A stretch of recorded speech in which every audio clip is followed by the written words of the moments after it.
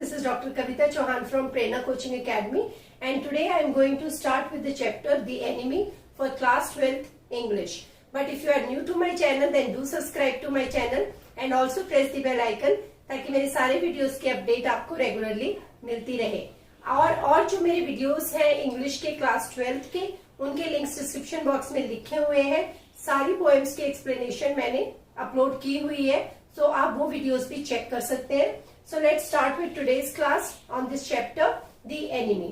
So ये जो story है, ये स्टोरी है डॉक्टर सदाओ की और उनकी wife Hana. Doctor Sadao and Hana they were Japanese, and doctor Sadao जो थे वो एक बार एक ऐसी सिचुएशन में फंस जाते हैं जब उनके लिए एक क्वेश्चन होता है कि क्या वो अपनी कंट्री के प्रति अपनी लॉयल्टी को प्रूव करें या फिर बीइंग अ डॉक्टर वो जो उनका इंसानियत के प्रति उनकी जो ड्यूटी है उसको निभाएं। तो ये सिचुएशन उनके सामने कैसे आई, let's discuss that. Doctor Sadao के चाइल्डहुड के बारे में मैं यहाँ पे कुछ पॉइंट्स डिस्कस करूंगी। सारे जो मैंने कंटेंट है सारा यहाँ पे इस तरीके से लिखा है जिसको आप डिफरेंट हेडिंग्स के अंडर पढ़ सकते हो और इसी से रिलेटेड क्वेश्चंस भी आते हैं एग्जामिनेशन में। सो जैसे एक क्वेश्चन आ सकता है कि discuss what kind of childhood doctor Sadao had. So doctor Sadao के चाइल्डहुड की हम यहाँ पे बात करेंगे। His house was built on a spot of the Japanese coast, and as a boy, Sadao had climbed the pines which outlined the narrow beach. उनका जो घर था वो इस कोस्ट के ऊपर था और बीच पे जो पाइन ट्रीज थे, इन पाइन ट्रीज के आसपास ही हमेशा खेलते हुए, उन पे चढ़ते हुए, इधर से उधर जंप करते हुए ही, उनको पकड़ के झूलते हुए ही उनका पूरा बचपन बीता था।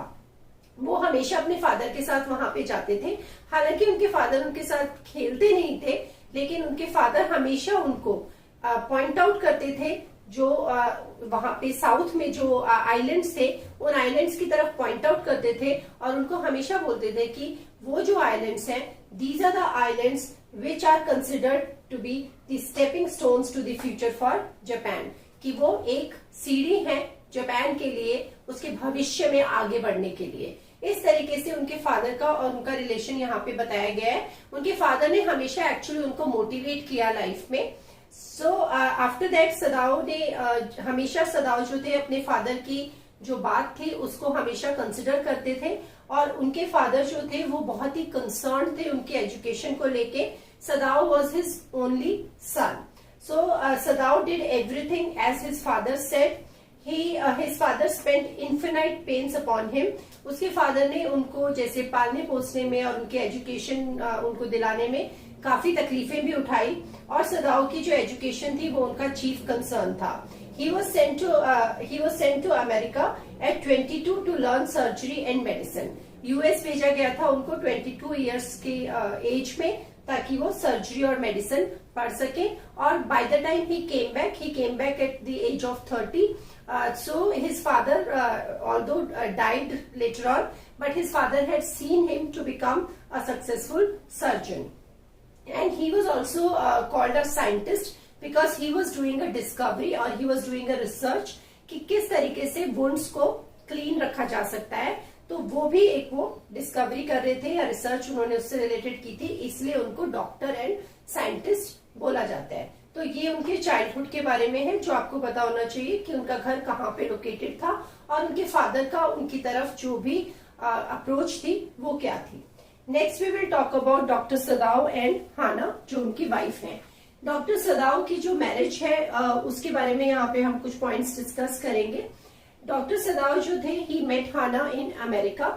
ही first ensured that she was a Japanese and then fell in love with her. ये एक बहुत इंपॉर्टेंट पॉइंट है। वो हाना से एक अमेरिकन प्रोफेसर जो थे उन्होंने और उनकी वाइफ ने डॉक्टर सदाओ को और कुछ और जो दूसरे फॉरेन स्टूडेंट्स थे उनको अपने घर खाने पे बुलाया था।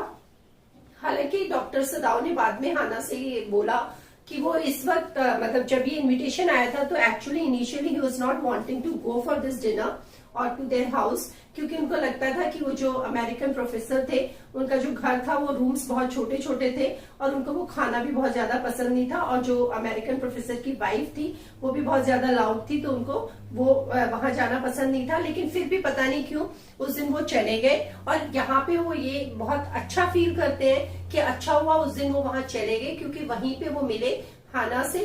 और जब वो हाना से मिलते ही उन्होंने अपने दिमाग में एक थॉट बनाया कि वो पहले मतलब अगर वो इंश्योर करेंगे, मतलब उनको एक्चुअली उनका सिर्फ ये पॉइंट था कि वो सिर्फ एक जापानीज लड़की से ही शादी करना चाहते थे, क्योंकि वो अपने फादर को डिसअपॉइंट नहीं करना चाहते थे। तो वो जब उन्हें ये पता चला कि हाना जापानीज है, तभी उन्होंने उसके साथ अपने रिलेशन को आगे बढ़ाने का सोचा। So he met Hana in America. He first ensured that she was a Japanese, then he fell in love with her because his father would have otherwise never agreed. The American professor had invited few foreign students. Sadao always told Hana that how nearly he had not gone there that night. The rooms were very small, the food was so bad, and the professor's wife was so voluble. But he went and he had found Hana there. He decided that he would love her if it was at all possible. They got married when they came back to Japan. तो Japan आने के बाद ही उन्होंने शादी की। उन्होंने America में शादी नहीं की, जल्दबाजी में शादी नहीं की। वापस आके और अपने फादर की ब्लेसिंग्स के साथ उन्होंने हाना से शादी की, पूरे जो जापानीज रीति रिवाज थे उनके साथ। तो इससे आप पूरा मेकआउट कर सकते हो कि what kind of son doctor Sadao was and how he was very affectionate, or you can say how much respect he had for his father, that to take an important decision of his life, that is to get married, he first thought about what his father would agree upon or not, and then he took a call. तो ये points आप note down कर सकते हो। Now we will talk about जब उनकी शादी हो गई थी, अब हम सिचुएशन डिस्कस करेंगे चैप्टर में, वो थी अब वो एक अच्छी खासी हैप्पीली मैरिड लाइफ अपनी वाइफ के साथ बिता रहे हैं और उनके बच्चे भी हैं 2। और अब वो यहाँ पे एक रूम में बैठे हुए थे। तो जब वो रूम में बैठे हुए थे तो he was waiting for Hana to come, कि बच्चों को सुला के अब वो आएंगी। और फिर उसके बाद वो जब वहां बैठे हुए थे तो सडनली हाना वहां पे आई। हाना आ गई और हाना ने उनके कंधे पे हाथ रखा। एक तरीके का अफेक्शनेट रिलेशनशिप था दोनों हस्बैंड वाइफ के बीच में, और दोनों एक दूसरे को रिस्पेक्ट करते थे। तो जब वो वहां बैठे थे, जब वो वहां आई और कंधे पे हाथ रखा और वो बाहर की तरफ देख रहे थे, तो एक सिचुएशन ऐसी पैदा हुई जिसने उनको काफी उनके लिए परेशानियां सामने रख दी। वन नाइट थिंग्स चेंज्ड, सब कुछ बदल गया। क्या बदला ऐसा? Sadao was not sent to war because he was perfecting a discovery which would render bones entirely clean. यहाँ पे आपको ये पता होना चाहिए कि जो स्टोरी है this is set up in the background of world war. तो ये जो वर्ल्ड वॉर हो रहा था उस वक्त सारे जो ट्रूप्स थे, सब डॉक्टर्स, सब लोगों को बॉर्डर पे भेज दिया गया था, या यू कैन से वॉर में भेज दिया गया था लड़ने के लिए। लेकिन डॉक्टर सदाओ को नहीं भेजा गया था। उसके 2 रीजन थे। First thing was that he was doing that perfection at his discovery, तो वो उसके मिडल में थे उस रिसर्च के, तो इसलिए उन्हें नहीं भेजा गया था। And second thing was that there was an old general who had a medical condition, जिसके लिए उनका ट्रीटमेंट चल रहा था, और उसके लिए उन्हें कभी भी उस प्रॉब्लम की वजह से उनको सर्जरी की जरूरत पड़ सकती थी, और उसके लिए उन्हें डॉक्टर सदाओ को यहाँ पे रहना इस चीज के लिए बहुत जरूरी था। सो ये 2 रीजन थे। ये भी एक क्वेश्चन आता है कि why was Sadao not sent to war. So first तो ये रीजन हो गया, and secondly the old general might have needed a surgery for the medical condition. One night Dr. Sadao was in his room and Hana entered into the room. They saw something black coming out of the mists. It was a man flung up out of the ocean. उन्होंने बाहर देखा तो उन्होंने देखा कि जो चारों तरफ काफी मतलब वैसे तो मिस्ट छाई हुई थी, रात का भी टाइम था और मौसम भी ऐसा था, कुछ नजर नहीं आ रहा था, लेकिन उन्होंने उस अंधेरे में देखा कि कोई एक कुछ था जो एकदम से ऐसा लगा जैसे समुद्र से उसको बाहर की तरफ उछाल दिया गया, मतलब समुद्र की लहरों ने बाहर की तरफ उसको उछाल दिया। They both leaned over the railing of veranda, वो एकदम से अपने वरांडा की मतलब रेलिंग पे झुके। The man was on his hands and knees and crawling. उन्होंने देखा कि ये कोई एक आदमी था जो अपने घुटनों और हाथों के बल मतलब एक तरीके से क्रॉल सा कर रहा था, रेंगता हुआ आ रहा था। Doctor Sadao said may be a fisherman. First thought उनके दिमाग में आया कि शायद ये कोई मछुआरा होगा। He came quickly down the steps, सीढ़ियों से नीचे उतरे। They assumed that he must be badly torn, लेकिन ये उन्होंने अज्यूम कर लिया था कि वो जरूर पूरी तरीके से घायल होगा, क्योंकि वहां पे मतलब ये जो बीच था वहां पे बहुत सारी छोटी छोटी रॉक्स भी थी जो किसी को भी हर्ट कर सकती थी। When they came towards him, they saw a stain of red. जब वो उसकी तरफ आए तो उन्होंने देखा कि वहां पे थोड़ा से उन्होंने लाल निशान देखे, तो वो ब्लड के स्टेन थे. सदाव turned the man's head, उन्होंने उसका सिर पलटा, and it was a white man. He was unconscious. अब ये थी जो सबसे बड़ी यहाँ पे इशू था कि जब उन्होंने उसका सिर पलटा, एक तो उसने कैप भी थी उसने पहनी हुई थी, और अब उन्होंने जब ये सिर पलटा उसका तो देखा कि ये व्हाइट मैन था. व्हाइट मैन की अगर हम यहाँ पे बात करेंगे तो ही वॉज एन अमेरिकन, और यू कैन से क्योंकि वॉर चल रही थी so he could be a prisoner of war. Dr. Sadao searched for the wound. He saw that a gun wound had been reopened. अब उन्होंने जब देखा कि ये व्हाइट मैन था और उनको लगा कि ये प्रिजनर ऑफ वॉर होगा तो जरूर जख्मी हुआ होगा या भागा होगा वहां से, तो जख्मी हो गया होगा. तो उन्होंने वो वुंड ढूंढने की कोशिश की और उनको वो वुंड मिल भी गया. उनको समझ आ गया कि ये कोई गन शॉट रहा होगा और जो रॉक से टकरा के या वहां पे खुल गया होगा जिससे ब्लड आ रहा था. Now the question was, what should they do with this man? अब उनके सामने एक क्वेश्चन आया, दोनों हस्बैंड वाइफ के सामने, कि अब इस आदमी के साथ उन्हें क्या करना चाहिए.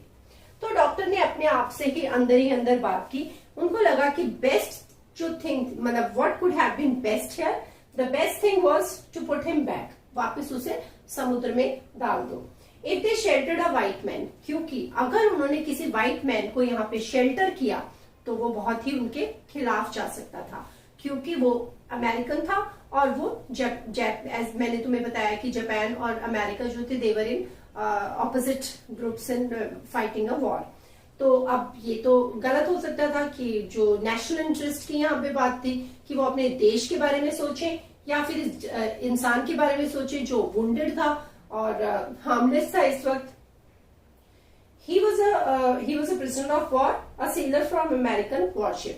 और अब उन्होंने पूरा उसका वो जो कैप था और वो पूरा गेस कर लिया था कि ये प्रिजनर ऑफ वॉर था और ये किसी अमेरिकन जो वॉरशिप था उसका सेलर था जो यहाँ पे आ गया था. So he was the enemy but he was wounded. यहाँ पे एक पॉइंट आता है कि ही वॉज एन एनिमी, कि वो उनका शत्रु था, बट ही वॉज वुंडेड. दोनों चीजें यहाँ पे आई और ये डिलेमा अब आया डॉक्टर सदाव और हाना के सामने. सो उन्होंने अब क्या किया, let's discuss that. Okay, now the question was कि अब ये इस एनिमी का करें क्या. तो दोनों ने डिस्कशन शुरू की और जैसे कि उन्होंने डिसाइड किया कि उसको वापस सी में डाल देते हैं. लेकिन जब ऐसा करने की बारी आई तो दोनों एक तरीके से हेजिटेट करने लगे. दोनों ने एक दूसरे की तरफ देखा and they started asking questions to each other. They hesitated when they decided to throw him back. If I am able, are you? सदाव ने अपनी वाइफ से पूछा कि अगर मैं ऐसा कर पाऊंगा, इसको वापस समुद्र में मतलब डाल दूंगा, तो क्या तुम भी कर पाओगी मेरे साथ? No, Hana said. But if you can do it alone, और फिर वो रुक गई. तो उसने कहा कि नहीं, मैं नहीं कर पाऊंगी, लेकिन अगर अब तुम अकेले ये काम कर सकते हो तो तुम प्लीज इसको वापस डाल सकते हो समुद्र में. Now सदाव hesitated again. And he said कि अगर ये एक अच्छा खासा पूरा इंसान होता, मतलब जो वुंडेड नहीं होता, तो डॉक्टर सदाव के लिए ऐसा करना बहुत ही इजी था. लेकिन क्योंकि वो वुंडेड था तो अब यहाँ पे उनको भी हेजिटेशन हो रही थी उसको वापस सी में डालने में. So they decided to take him inside and they both lifted him. So finally उन्होंने डिसाइड किया कि वो उसे अपने घर के अंदर ले जाएंगे और उन्होंने दोनों ने मिलकर उसको उठा लिया. जब उन्होंने ये डिसीजन लिया और उसके बाद वो घर के अंदर उसको ले आए तो अब एक बहुत बड़ा क्वेश्चन था, what would they tell the servants, because उनके घर में सर्वेंट्स थे. उनके घर में एक गार्डनर भी था जो काम करता था, एक कुक था, एक मेड सर्वेंट थी यूमी. तो अब ये क्वेश्चन था बिकॉज सर्वेंट्स तो नहीं समझ पाएंगे कि ऐसा उन्होंने क्यों किया. So they decided to tell them that they intend to give him to the police, कि उनकी इंटेंशन क्या है, वो क्या चाहते हैं कि वो उसको पुलिस को दे देंगे. The servants were after hearing about the white man, the servants were terrified. मतलब वो काफी घबरा गए थे जब उन्होंने उसके बारे में सुना. The old gardener, उन सबके बीच में एक डिस्कशन हुई. सो जो ओल्ड गार्डनर था जो बहुत पुराने टाइम से उनके घर में काम करता था, इनफैक्ट वो उसके फादर के जमाने से उनके यहाँ पे काम कर रहा था. And he said the master ought not to heal the wounded white man. उसने कहा कि ये जो हमारे मास्टर हैं इनको इस जख्मी इंसान को ट्रीट नहीं करना चाहिए, क्योंकि उसने कहा कि फर्स्ट ही वॉज शॉट, पहले इसको गोली लगी, उसके बाद ये समुद्र में गिर गया। इसका मतलब कि सब कुछ मिला के इवन नेचर भी इस चीज के अगेंस्ट थी कि उसको बचाया जाए। तो उसने कहा कि अगर ऐसा किया गया तो इसका बदला भी, मतलब बेसिकली वो सुपरस्टिशियस था और उसका ये मानना था कि इसका कुछ नुकसान फेस करना पड़ सकता है डॉक्टर सदाओ को और इन सब लोगों को। यूमी जो उनकी मेड सर्वेंट थी, उसने जब डॉक्टर सदाओ और हाना उसे घर के अंदर ले आए तो डॉक्टर सदाओ ने जब उसकी कंडीशन देखी तो उन्होंने डिसाइड किया कि वो उसकी सर्जरी करेंगे। लेकिन क्योंकि वो बहुत ही गंदा हो रखा था, एक तो वो खून भी कई जगह पे लगा हुआ था और डस्ट, मिट्टी, मड में वो कवर्ड था, उसके कपड़े भी बहुत खराब हो चुके थे, तो उन्होंने उसको डिसाइड किया कि पहले उसको वॉश किया जाएगा। लेकिन जब हाना ने यूमी को बोला उसको वॉश करने के लिए तो यूमी ने भी मना कर दिया। She said, I have never washed a white man and I will not wash so dirty a one now. कि मैंने आज तक कभी किसी व्हाइट मैन को ऐसे साफ नहीं किया है और अब तो मैं बिल्कुल नहीं करूंगी ऐसे वाले को जो इतना गंदा था। तो हाना ने उसको एकदम से बोला कि okay, I will do it. जब हाना ने ये गार्डनर की बात सुनी थी कि भाई nature can take a revenge, तो हाना भी एक बार थोड़ी घबरा गई थी क्योंकि उसको भी अपने बच्चों की और अपनी फैमिली की चिंता थी। लेकिन फिर उसने वो थॉट दिमाग से निकाल दिया। अब जब वो उसको घर के अंदर ले आए तो they brought him to their father's room. उनके फादर का जो रूम था उसमें सारी चीजें जैपनीज थी। मतलब अगर यहाँ पे ये भी बताया गया है कि उनके फादर तो कभी भी किसी फॉरेन बेड पे भी सोना पसंद नहीं करते, और उनके रूम में यहाँ पे जब उसको लाया गया तो इन सब बातों से ये पता चलता है कि वो लोग कितने ज्यादा, मतलब उनके जो जापानीज कल्चर था या जो उनकी जो वैल्यूज थी वो कितनी ज्यादा स्ट्रॉन्ग थी। So doctor Sadao decided to perform a surgery. They kept him in Dr. Sadao's father's bedroom. Everything there had been Japanese to please the old man. Hana took out a quilt. एक quilt उन्होंने निकाली। She hesitated क्योंकि जो quilt थी वो बहुत ही सुंदर थी और बहुत ही फ्लावर्ड सिल्क से कवर्ड थी। She hesitated. The quilt was covered with flowered silk, whereas the sailor was dirty. He was to be washed, but Yumi had refused. Hana decided to clean him and untied the rugs. तो Hana ने decide किया वही ये सब करेगी। She washed his face with a clean towel. She kept on washing him until his upper body was quite clean. She called for Dr. Sadao now. फिर उसने इधर उधर देखना शुरू किया कि डॉक्टर सदाओ कहाँ है, और फिर डॉक्टर सदाओ भी वहां पे आ गए। वो अपने इमरजेंसी बैग जिससे वो सर्जरी परफॉर्म करना चाहते थे उसको लेके अंदर आ गए। Hana went out to get a matting to protect the fine floor covering. उनका जो फ्लोर था वो भी बहुत फाइनली कवर्ड था, मतलब बहुत ही सुंदर भी था और बहुत ही एक्सपेंसिव मैटिंग थी। तो वो एक बाहर गई, एक जो बाहर गार्डनर मैट्स डाल के रखता था, उसने सोचा मैं वो उठा लाती हूँ। लेकिन जब तक वो वहां पे आई तो उसने देखा कि वो ऑलरेडी गंदा हो चुका था। Doctor Sadao peered into the wound and the sailor had lost lot of blood. Hana could not see and she ran out of room. जब मतलब हाना को तो आदत नहीं थी इस तरीके की सर्जरी होते देखते हुए, तो एकदम से उनको वॉमिटिंग की फीलिंग आई। डॉक्टर सदाओ को लगा कि कहीं वो फेंट ना हो जाए, तो वो जब भाग के गई तो उन्हें भी लगा कि ठीक है उसको जाने दो और थोड़ा सा उनके हल्का होने दो, and she vomited. But again she came in and the enemy had now begin to stir. So doctor Sadao ने बोला कि थोड़ा थोड़ा हिलना शुरू कर रहा है तो इसको एनेस्थेटिक देना होगा, और उन्होंने हाना को गाइड किया कि कैसे वो उसको एनेस्थेटिक दे सकती थी, कि कॉटन में उसको डुबोए और उसके नोज के पास लेके आए। Dr. Sadao told Hana to give him anesthetic using cotton, and she observed deep red scars on his neck. जब वो ये सब कर रही थी तो वो अपने ही विचारों में उलझ गई थी और सोचने लगी थी अमेरिकन के बारे में और उनके कि कैसे किस तरीके से जब वॉर होती है तो किसी को प्रिजनर ऑफ वॉर को टॉर्चर किया जाता है। तो ऐसे वो कुछ सोच रही थी और फिर उन्होंने ऑब्जर्व किया कि उसकी नेक पे भी डीप रेड स्कार्स थे, तो उससे लग रहा था कि शायद उसको भी टॉर्चर किया गया था। Dr. Sadao probed with his fingers familiar with every atom of human body. मतलब उन्होंने जिस तरीके से उनकी उंगलियां चल रही थी तो लग रहा था कि उनको ह्यूमन बॉडी के बारे में पूरी जानकारी थी। इनफैक्ट यहाँ पे उनके डॉक्टर के उनके प्रोफेसर की स्टेटमेंट भी लिखी हुई है चैप्टर में कि उनका कहना था कि कोई भी अच्छा डॉक्टर वही होता है जिसको ह्यूमन बॉडी की पूरी जानकारी हो, otherwise your surgery can lead to a failure. और उनकी एक आदत भी थी, जब वो इस तरीके से सर्जरी करते थे तो वो कुछ ना कुछ बुदबुदाते रहते थे अपने पेशेंट से। हालांकि पेशेंट सुन नहीं रहे होते थे, बट ये उनकी आदत थी। So he murmured, "It is not quite at the kidney, my friend." And then with the cleanest and most precise of incisions, the bullet was out. बहुत ही साफ सफाई से और अच्छे सही तरीके से उन्होंने उस बुलेट को निकाल लिया. The man will live in spite of all. और उन्होंने यहाँ पे एक स्टेटमेंट दी कि हाना को कि ये इंसान अब जिंदा रहेगा इतना सब होने के बाद भी. मतलब उसको इतना जो वो प्रिजनर ऑफ वॉर था, फिर उसने टॉर्चर फेस किया, फिर उसको गन शॉट लगा, फिर वो समुद्र में गिर गया, लेकिन अब वो सरवाइव करेगा डॉक्टर सदाव की सर्जरी के बाद. तो ये पूरा सब कुछ हो गया, सारा यहाँ पे इंसिडेंट खत्म हो गया. उसके बाद हम यहाँ पे डिस्कस करेंगे सर्वेंट्स के बारे में.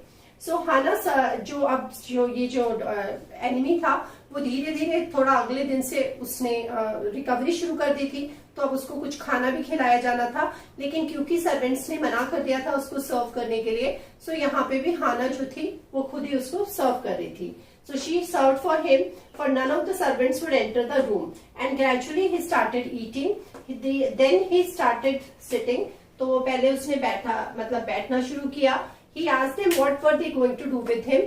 वो बार बार एक ये बात भी पूछना चाहता था उनसे, लेकिन जब वो डॉक्टर सदाव से उसने ऐसे पूछा तो डॉक्टर सदाव इसको बिल्कुल भी एनकरेज नहीं करना चाहते थे, और उन्होंने कहा कि मैं वो किसी भी तरीके की एनकरेजमेंट उसके साथ एनकरेज नहीं करना चाहते थे डिस्कशन, क्योंकि वो मानते थे कि वो उनका एनिमी था और एक वो प्रिजनर ऑफ वॉर था. यहाँ पे डॉक्टर सदाव के कैरेक्टर के बारे में पता चलता है कि उन्होंने उसको सिर्फ इसलिए बचाया था क्योंकि वो एक डॉक्टर थे और वो एक वुंडेड सोल्जर था या वुंडेड इंजर्ड पर्सन था, और इसके अलावा वो ना उससे कोई बातचीत करना चाहते थे, ना उसके बारे में कोई जानकारी लेना चाहते थे. उसके बाद जो सर्वेंट्स थे थोड़े दिनों के बाद जब एक दो दिन और बीत गए तो सर्वेंट्स ने फाइनल कॉल लिया कि अब वो यहाँ पे नहीं रहेंगे. And they thought doctor Sadao and Hana were also thinking like Americans. उनको लगता था कि उनके जो मास्टर है और हाना जो है वो क्योंकि अमेरिका में पढ़ के आ चुके हैं तो वो भी अमेरिकन की तरह ही सोचते हैं, और वो अभी इसको यहाँ रख के गलती कर रहे हैं. जो कुक था उसने कहा, the young master is so proud of his skill to save life that he saves any life. उसने कहा कि हमारे जो मास्टर है उनको अपनी स्किल के ऊपर इतना प्राउड है कि वो किसी की भी जान बचा लेते हैं जब उनको जान बचानी होती है, तो इस स्किल को प्रूव करने के लिए. तो basically the servants were not ready to accept this man in the house now. लेकिन हाना जो थी जब वो आई उनसे मिलने, तो वो एक्चुअली जब वो सुबह उठी थी अगले दिन सो के, जब ये सब सर्जरी वगैरह सब हो गई थी उसके बाद, तो उन्होंने देखा कि कुछ भी घर में काम नहीं हो रखा था, और तब सर्वेंट्स ने उन्हें बताया कि वो जाना चाहते हैं. और ये एक बहुत ही बड़ा टेरिफाइंग एक्सपीरियंस होने वाला था हाना के लिए, क्योंकि 2 बच्चे भी थे और पूरा घर का काम वो कैसे कर पाएंगी. लेकिन फिर भी यहाँ पे उनका जो एक उसको एज अ पर्सन, उसके कैरेक्टर को यहाँ पे डिग्निटी के तौर पे सामने रखा गया है कि वो इस चीज के सामने झुकी नहीं, उनके सामने गिड़गिड़ाई नहीं, और उन्होंने इसको एक चैलेंज की तरह लिया. उन्होंने उनको पे किया और उनको थैंक्स भी बोला कि अब तक जो भी उन्होंने उनके लिए कुछ किया था उसके लिए. तो यहाँ पे आपको डॉक्टर सदाव के कैरेक्टर के बारे में और हाना के कैरेक्टर के बारे में सारे पॉइंट्स पता होने चाहिए. उसके बाद क्योंकि अगर लॉन्ग क्वेश्चंस जब आते हैं तो उसमें ये सब यूज किया जाता है. फिर उसके बाद क्या हुआ कि एक के बाद एक दिन बीतते गए और धीरे धीरे वो जो सोल्जर था उसकी रिकवरी भी सामने दिखती गई. अब 7th डे क्या हुआ कि 2 बातें हुई. एक तो ये जो 7th डे जिसके बारे में मैं अभी बात कर रही थी, एक तो मैंने डिस्कस किया कि वो जो सर्वेंट्स के जाने वाली बात थी, और दूसरा क्या इंसिडेंट हुआ कि दोपहर में जब ये सर्वेंट्स चले गए तो दोपहर में एक मैसेंजर आया वहां पे, और वो उस मैसेंजर ने यूनिफॉर्म पहनी हुई थी, तो वो जनरल की साइड से भेजा गया था. तो हाना एकदम से घबरा गई क्योंकि उसको लगा शायद ये इनको पता चल गया, क्योंकि सर्वेंट्स भी जा चुके थे कि इनको पता चल गया और वो डॉक्टर सदाव को यहाँ पे अरेस्ट करने के लिए आए हैं. तो शी गॉट स्केयर्ड. उन्होंने अंदर जाके डॉक्टर सदाव को बताया. Doctor Sadao came out and he started talking to the messenger, and the messenger told that doctor Sadao was to go to the palace, क्योंकि जो जनरल थे ही वाज इन पेन. तो अब जाके जब सदाव से ये बात हाना को पता चली तब उनको रिलैक्स फील हुआ. Now when Sadav meets the general, so after giving him the treatment, now Dr. Sadav shares with him about information about the prisoner of war, और वो जनरल को सब कुछ बता देते हैं. And he also says that he does not care for this man anymore because अब सदाव को भी ये पता था कि क्योंकि वो रिकवरी में भी आ गया था और सर्वेंट्स भी छोड़ के जा चुके थे। तो डॉक्टर सदाव भी किसी भी हाल में उससे अब छुटकारा पाना चाहते थे, क्योंकि वो अपना काम जो डॉक्टर का था वो कर चुके थे। अब लेकिन जो ये जनरल थे उनको भी पता था कि doctor Sadao was very important for him, क्योंकि he was very good at surgery. और इस सोल्जर इसको भी उन्होंने इतने सक्सेस के साथ उन्होंने यहाँ पे इस मतलब वुंडेड सोल्जर को भी सेव किया। और जनरल को जो अभी अचानक अटैक हो गया था उसका भी जो ट्रीटमेंट था वो इमीडिएटली सिर्फ डॉक्टर सदाव ही प्रोवाइड कर सकते थे। तो जनरल ने उन्हें बोला कि मैं तुम्हें कुछ नहीं होने दे सकता हूँ, और मतलब मैं नहीं चाहता हूँ कि तुम्हें कोई अरेस्ट करे, पता चले कि तुम्हें फांसी की सजा हो गई, और जिस दिन तुम्हें फांसी की सजा हुई उस दिन मुझे ये अटैक आ गया तो मुझे कोई बचाने वाला भी नहीं होगा, और मैं किसी भी ऐसे डॉक्टर से ट्रीटमेंट नहीं कराना चाहता हूँ जिसकी अप्रोच थोड़ी सी जर्मन है, क्योंकि उनको उनके ऊपर तो बिल्कुल ट्रस्ट नहीं था। वो पूरा ट्रस्ट सिर्फ डॉक्टर सदाव के ऊपर ही करते थे। तो यहाँ पे जब उन दोनों के बीच में ये डिस्कशन हुई तो लेकिन अब इसका सॉल्यूशन तो ढूंढना था।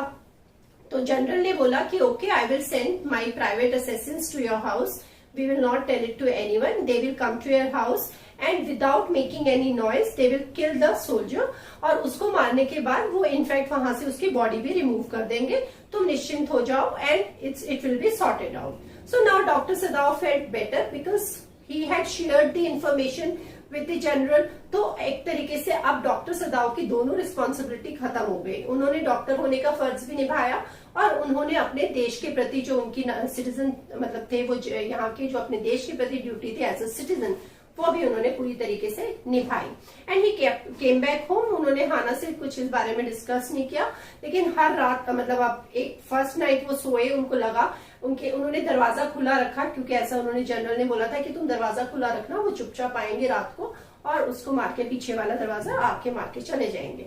So now doctor kept on waiting. एक दिन बीत गया, 2 दिन बीत गया, 3 दिन बीत गए, मतलब एक रात, 2 रात, तीसरी रात, अब थर्ड नाइट तो उनको लग रहा था कि अब तो शायद वो आ ही जाएंगे।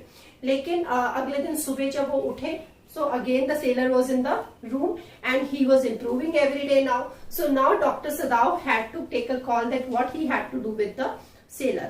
So Dr. Sadav ने अब यहाँ पे डिसाइड किया, उन्होंने उस सोल्जर के साथ डिस्कस किया कि okay, I will arrange my private boat. उनकी जो बोट थी कि मैं उसको शोर पे छोड़ दूंगा और उसमें मैं खाना रख दूंगा और कपड़े रख दूंगा कुछ एक्स्ट्रा, तुम उसको बोट में बैठ के यहाँ से चले जाओ, और जो वहां पे सामने उनके वहां मतलब थोड़ा डिस्टेंस पे जाके कुछ आइलैंड ग्रुप्स थे, तो उन्होंने कहा वहां पे तुम रहो और वहां पे तुम वेट करना कि कोई ऐसा शिप वहां से गुजरे या कोई ऐसी हेल्प तुम्हें मिल जाए कि तुम वहां से चले जाओ। और इन केस अगर तुम्हारा खाना खत्म हो जाता है वहां पे वेट करते करते, या तुम्हें किसी चीज की जरूरत होती है, सो ही टोल्ड हिम टू एक उन्होंने से टॉर्च भी रख दी थी उसमें बोट में, और उन्होंने बोला कि तुम मुझे इशारा कर देना उससे टॉर्च लाइट से और मैं तुम्हें वो चीजें प्रोवाइड करवा दूंगा।